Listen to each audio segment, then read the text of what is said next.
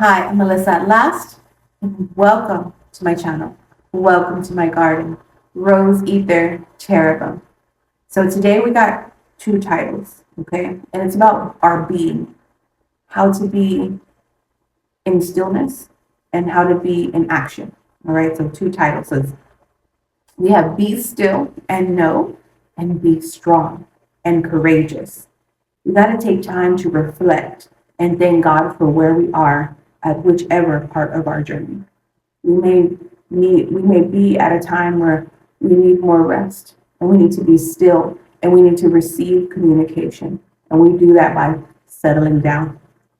Or we're in a time where action is required of us. And wherever we are, in whichever season, in whichever part of our journey, God is with us. And we have to do whatever it is that God is calling us to do, whether it's being still or being ready to move and mobilize. So today we have Psalm 46:10, and then we have Joshua 1:9. But in both verses, we understand that God is with us and God protects us in a way that the world can never harm us. So it's truly moving in that understanding is what's going to give you strength in either situation. So let's get into Psalm 46:10. You know what? Actually, I'm going to go up to 8. I just I just feel that it encompasses the entirety of the titles and the topics and what I would like to get across today. So, Psalm 46:8. Come behold the works of the Lord, what desolations he hath made on the earth. Now, see, we know that God is a God of miracles, but sometimes his works bring desolation in order to protect us. So this is totally encompassing where he really removes our enemies. He really removes anything that will stop our path and stop us from becoming what it is that God meant for us to become. He's going to move it out the way. He's going to, yeah, I don't think so. Behold the works of the Lord, and what desolations he has made in the earth. 9. He maketh wars to cease the end of the earth. He breaketh the bow. He cutteth the spear in sunder, and he burneth the chariot in fire. 10. Be still and know that I am God. I will be exalted among the heathen, and I will be exalted in the earth. The Lord of hosts is with us. The God of Jacob is our refuge. And see, I really like 9 because the wars that could harm us, he brings them to an end. And he breaketh the bow. The bow is something that can harm us from further away. He cutteth the spear. The spear is, for you to be damaged by a spear, your assailant has to be up close. So the things that can harm us from far away, the things that can harm us up close, God cuts down and protects us from. And he burneth the chariot in fire. The things that can chase us down and seem to have greater strength than us, that is faster than us, that could mow us down in our mind, God gets rid of. His protection is so vast, and there's nothing that he doesn't see that can make its way in a loophole to harm us. And anything that we perceive as harm is a lesson that strengthens us, but we're going to survive it. Whether we're happy about surviving it or not, or we should be grateful that whatever it is that we come across that God allowed, we survived it and we're here. Because God protects us in many different battles and in many different aspects that come when you're in a battle that you can be harmed. So in those moments, you can't panic. Other people can panic, but not you, because you serve a God that is all-seeing, all-knowing, and knows how to protect you from things that you cannot protect yourself from. The Lord of hosts is with us, and the God of Jacob is our refuge. So you have to take time to really look at where you're at in your journey. And whether you are before a battle, you sense a battle coming, or you're in the midst of it and you need to mobilize, God is with you in all those aspects. Take your time to be calm and understand who you are and the God that you serve, and that going forward, you are truly protected. So next we have Joshua 1:9.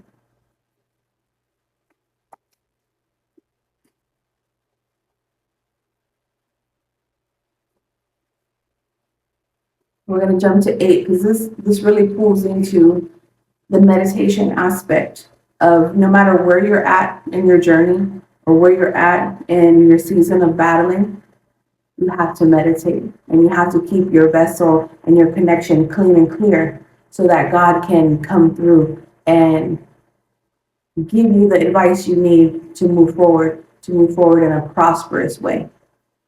So we have 8.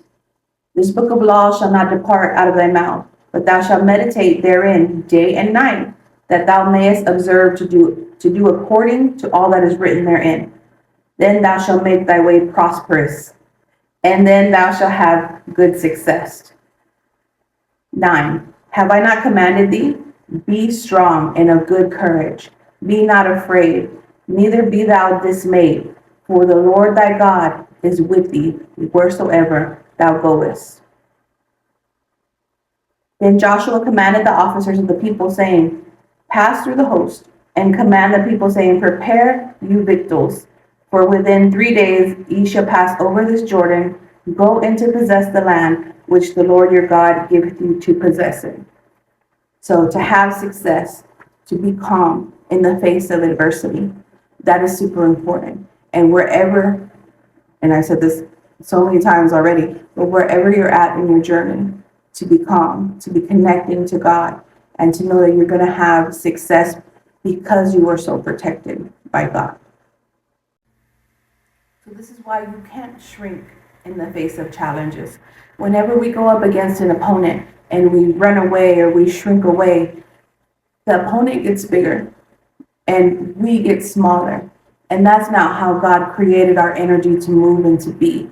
And that is not honoring, knowing that our God protects us and He is behind us. And we know the many different ways that God protects us, right? From the bow, far away, from the sword, up close, from the chariot, things that can run us down or hawk us down and harm us. You know, things that are bigger than us, that tower over us, that have more speed and strength. None of that matters. And you see it multiple times through the many different battles that the Israelites face. You know, oftentimes they are the smaller army. They are the underdog. They are facing, you know, double the size of their army, yet they come through. So the thing is, you have to be in this great standing with God. You can't panic. And if you're around people or things that want you to panic and want you to worry, you need to be very firm with that energy. And you have to make the decision for yourself to remove it or not let it wield power over you. Because when there is panic and fear and them wanting to push that mindset onto you, that ultimately is blocking your connection with God and what to do next. And you're submitting to the power of fear. You're submitting to the power of panic and worry and disarray.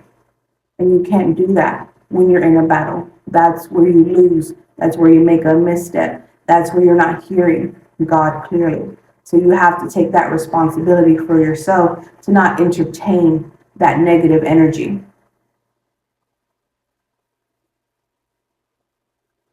And that's truly what being courageous in the face of anything happens, is protecting that connection with God that you have, because you know how God protects you. You know how God brings you success and prosperity when you listen to Him, when you step, when He asks you to step, when you rest, when He asks you to rest, and everything in between. So we have to face our challenges. We can't ignore them, and we can't shrink in the face of them. They only gain more power that way. And we don't honor God in a way that shows that we believe in God and we're going to come through the end of this. We're not only going to survive, but we're going to thrive. And we're here to get everything that is owed to us, or everything that God has our name on. And both these scriptures apply, because we do live in a world that likes to present panic. They know that panic and fear, anger, disarray, all those things tend to bring more attention, tend to bring more clicks and more views. And we have to be aware of what we're taking in. And if we know we have a world that operates that way, we have to operate in a way that is distinctly opposite of that world. So these scriptures are going to apply to bring us into remembrance of how we should be, how great our God is, how he protects us from far away, up close, and from things that we perceive will tower over us or harm us, things that are bigger than us. He protects us. He stops wars. He is a God that has great works, miracles, and ways of desolation when it comes to anybody trying to stop his people in the success and the purpose, like fulfilling the purpose of which they are here. Anybody who tries to stop that will be stopped. And we have to understand that. So we are moving in courageousness and confidence, knowing that we are here to fulfill, our purpose, our destiny, and the role that God has placed on our life. So keeping these scriptures in remembrance, Psalms 46, go ahead and the whole psalm. And then Joshua 1-9. And honestly, the whole chapter shows you how to move, how to immobilize, and go after what is yours and not let anything get in the way, because you have a God that's backing you truly. So the scripture is going to definitely apply, and it's going to continue to apply if you ever come into a place where you begin to panic or worry, or your faith is shaken up a little bit by what you've gone through.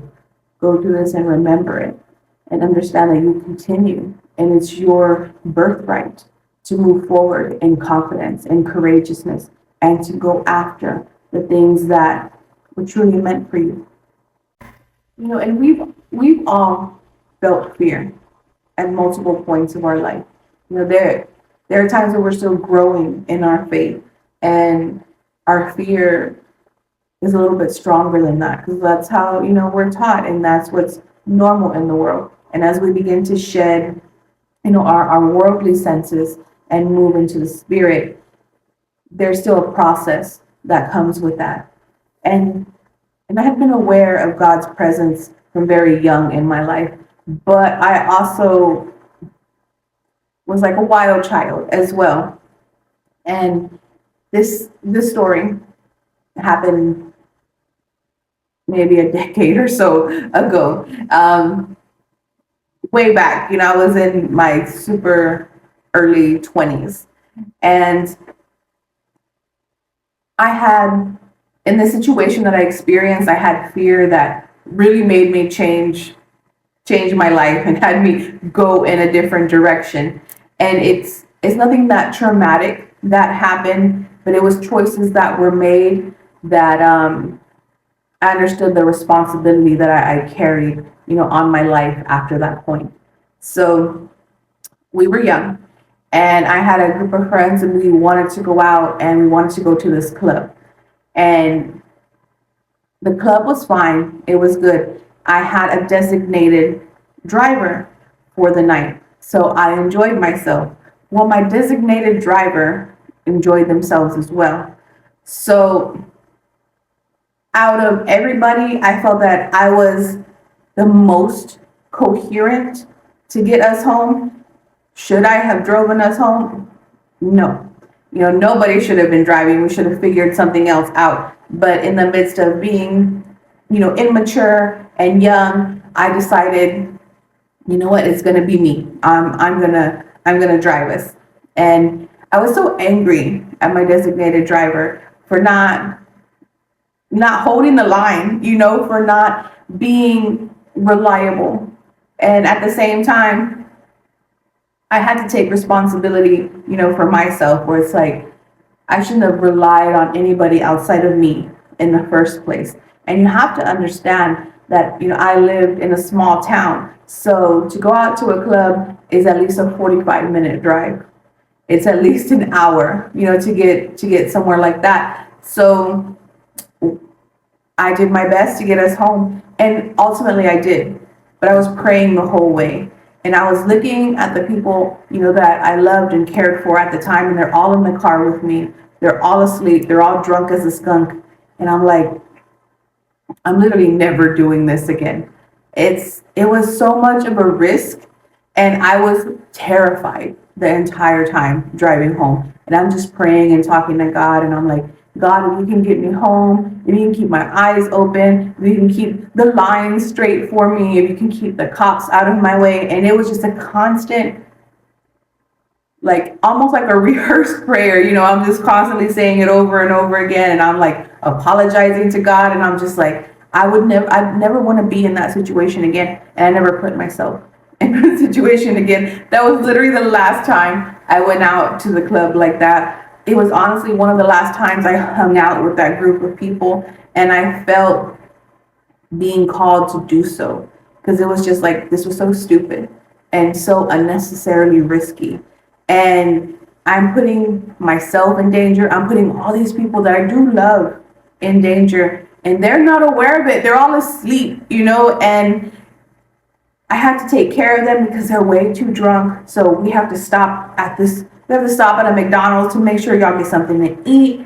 We had to stop because one person was throwing up, and I'm like, if a cop or anybody sees us, we're all done for. And it was so stressful, and it was so unnecessary, and I was so mad at myself for being like, this was such a dumb night. Like, this was not even enjoyable the way that I had anticipated. But I just knew that I put myself in that situation, and that God had protected me in the midst of it, that we didn't run into any police officers. Nobody had, alcohol poisoning. Everybody ate and was okay and was able to sleep on the way home, and nobody knew what I was going through in those moments of being panicked and being upset and being scared, and understanding the responsibility that was on me, and how I was risking my life and everybody else's life, and I was never going to do that again. It was so irresponsible, and I was just like, it's not worth it. And that was the last time that I went out, but God got me home safely. And I wasn't going to keep putting that on God and keep making these decisions to risk my life and risk other people's life that I really love. And I wanted them to have futures, and I wanted myself to have a future. So I was like, yeah, I'm done with this. I'm done with this lifestyle. I'm done with, trying to go out and keep up with things and do things that don't add to my future. And I was just so done with it. But God was really the only one that got me through that whole situation, that had me thinking in a responsible way to make sure everybody was okay. God was the only one that got us home that night. Honestly, it was a definite setup for failure in some kind of way. And God made sure that it didn't happen, up close, far away. And I'm glad that we all made it home safe that night, because there's lots of people who make that decision that don't. And I know God's protection is true and real. He kept me awake. He kept me seeing straight. He kept me driving the speed limit. And all four of us got home safely.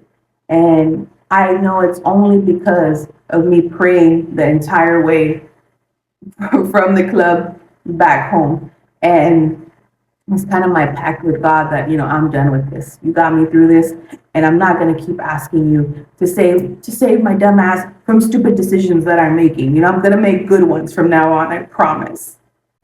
So in whatever phase of your journey that you're on, whether you're making great, strong, smart decisions, or you're making stupid ass decisions and creating unnecessary risk in your life, you trust in God's presence and you move forward and you do what's best for you. Now, if you're in my situation that I just talked about, get an Uber, call AAA, call a person that is sober, do something different and better and smarter than what I did. But wherever you're at and however your learning curve is, trust in God's presence, and He's going to help you stand strong. And I had to stand strong in my decision to stop going out like that, and to tell people, I'm staying home, and to get on to the people that I loved, where it's like, hey, y'all are doing dumb shit.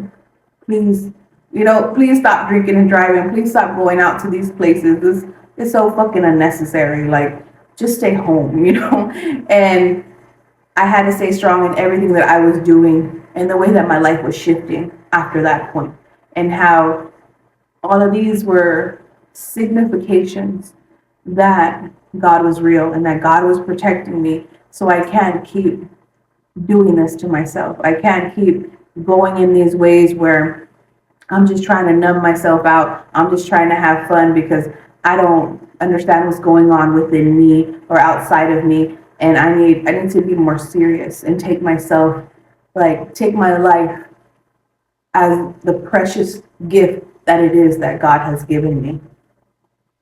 So God helps you through all those different mentalities, and you have to trust Him and know that His presence is going to heal you and bring you to this place that where you take care of yourself better and you take care of others better.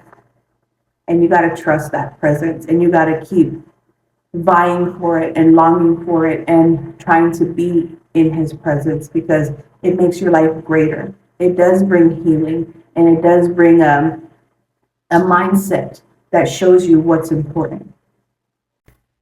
So our gratitude practice today, it has to do with thanking God for the different battles that He has gotten us through, the different mindsets, and whether they were these great things that we had to overcome from an outside force or great things we had to overcome from an inside force, to thank Him and be grateful to Him for all the victories, big and small.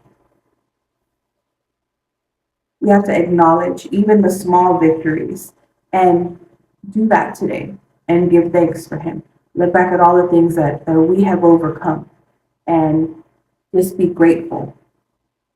Go through and tell God exactly how you felt and the relief that was given to you as you were victorious over multiple things. And whether it was, in my case, risky or something that had to happen, wherever it falls in whatever aspect of your journey, just thank Him for the big victories and the small.